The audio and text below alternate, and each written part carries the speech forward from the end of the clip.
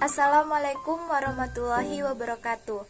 Perkenalkan, nama saya Ismi Yasmin Haziza, mahasiswi dari S1 Pendidikan Guru Sekolah Dasar dengan NIM 2186206081. Tujuan saya membuat video pembelajaran ini untuk memenuhi tugas ujian tengah semester saya pada mata kuliah Pendidikan Lingkungan Sosial Budaya dan Teknologi dengan dosen pengampu Bapak Rusdial Marta MPD. Baiklah, adapun materi yang akan saya jelaskan pada video saya ini yaitu mengenai interaksi sosial dan sosialisasi. Nah, kira-kira teman-teman semua sudah tahu belum apa sih yang dimaksud dengan interaksi sosial dan sosialisasi itu? Baiklah, langsung saja kita bahas mengenai materi interaksi sosial dan sosialisasi ini. Yang pertama yaitu interaksi sosial.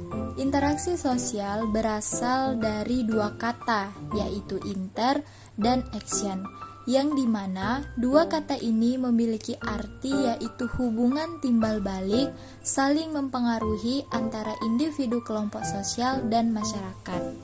Nah, pengertian interaksi sosial ini juga diungkapkan oleh beberapa ahli.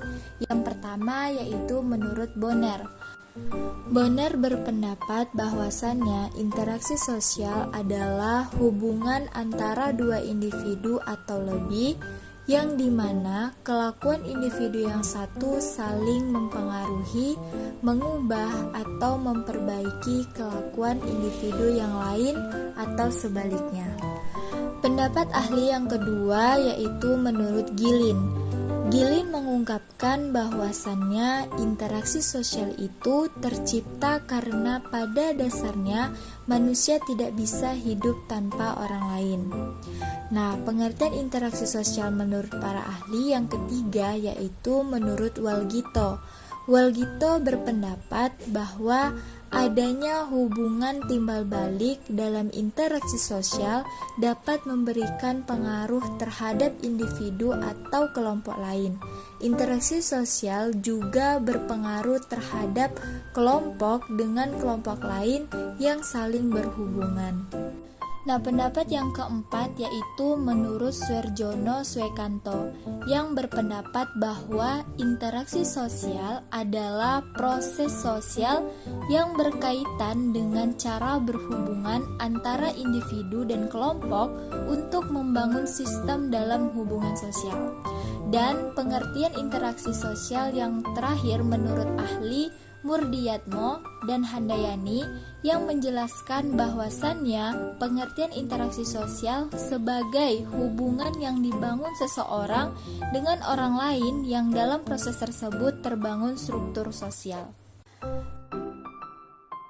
Berdasarkan pengertian yang diungkapkan oleh para ahli tadi, dapat kita simpulkan bahwasannya interaksi sosial ini merupakan hubungan timbal balik antara individu maupun kelompok untuk menjalin hubungan pertemanan, diskusi, dan kerjasama yang dapat diterapkan dalam kehidupan bermasyarakat.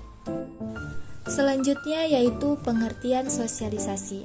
Terdapat beberapa pengertian dari sosialisasi. Yang pertama, pengertian sosialisasi secara luas.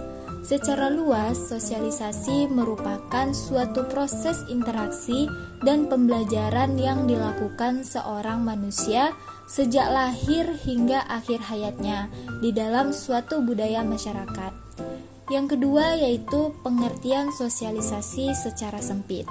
Secara sempit, sosialisasi merupakan sebuah proses pembelajaran dari manusia agar dapat mengenali lingkungan yang kelak akan ia hidupi, baik lingkungan fisik ataupun sosial. Pengertian sosialisasi selanjutnya yaitu secara umum. Secara umum, pengertian sosialisasi adalah suatu proses belajar mengajar dalam berperilaku di masyarakat. Nah, adapun pengertian sosialisasi dari beberapa orang yang mengatakan bahwa sosialisasi adalah proses penanaman nilai, kebiasaan, dan aturan dalam bertingkah laku di masyarakat dari satu generasi ke generasi lainnya. Nah, berdasarkan beberapa pengertian tadi, maka dapat kita simpulkan bahwasannya pengertian sosialisasi ini merupakan proses seseorang untuk belajar memahami norma-norma yang berlaku di masyarakat agar menjadi pribadi yang baik. Selanjutnya yaitu hubungan interaksi sosial dan sosialisasi. Nah, jadi teman-teman, pada dasarnya interaksi sosial dengan sosialisasi ini adalah dua hal yang saling berkaitan. Mengapa demikian? Hal ini dikarenakan interaksi sosial itu butuh yang namanya sosialisasi, yang dimana seperti dijelaskan di awal tadi, bahwasanya sosialisasi ini adalah proses kita untuk mempelajari, untuk menghayati norma-norma yang berlaku di dalam masyarakat agar menjadi manusia yang baik. Itu yang dikatakan sebagai sosialisasi, yaitu proses kita dalam belajar. Dengan sosialisasi ini, prakteknya lah yang dikatakan interaksi sosial tadi. Nah, jadi sosialisasi itu adalah bagian daripada interaksi sosial, yang dimana dengan kita bersosialisasi, itulah kita akan menjalin hubungan dengan orang lain atau disebut dengan interaksi sosial yang saling mempengaruhi antara pikiran dan tindakan. Materi selanjutnya yaitu bentuk-bentuk interaksi sosial.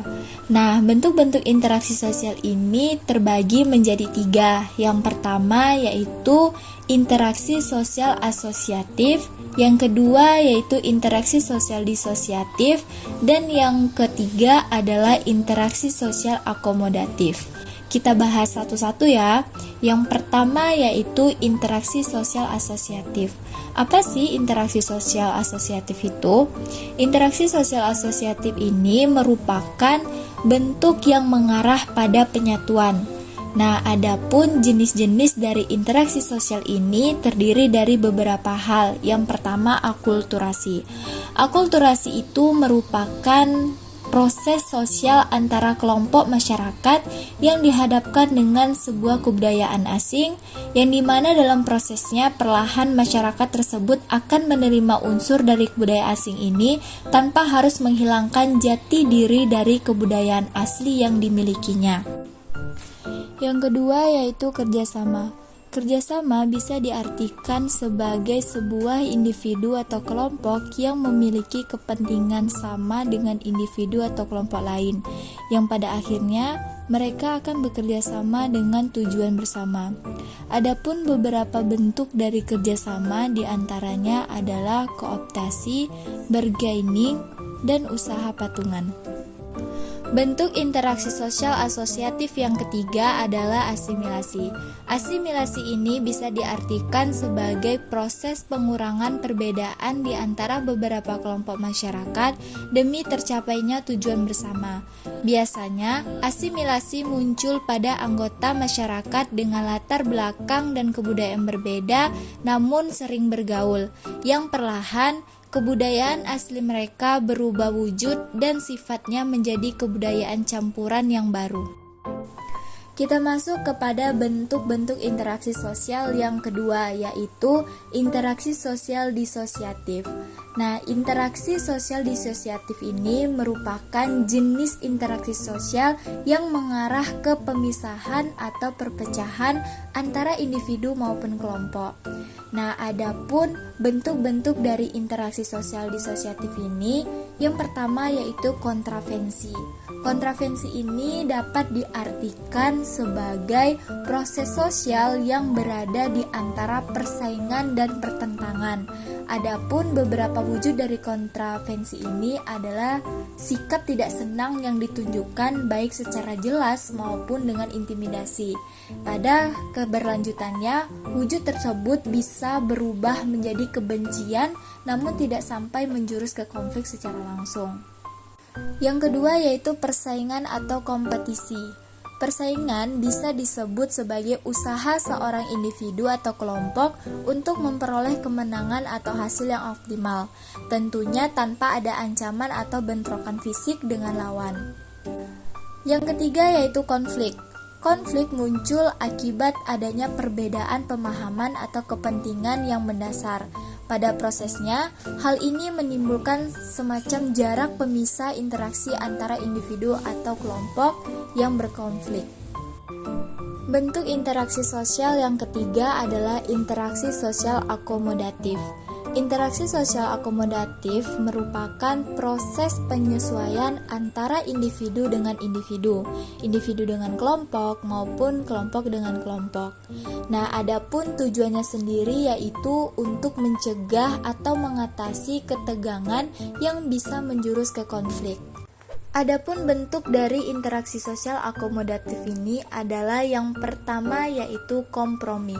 Kompromi merupakan situasi ketika pihak-pihak yang terlibat konflik berusaha mengurangi tuntutannya dengan tujuan bisa mendapat solusi penyelesaian.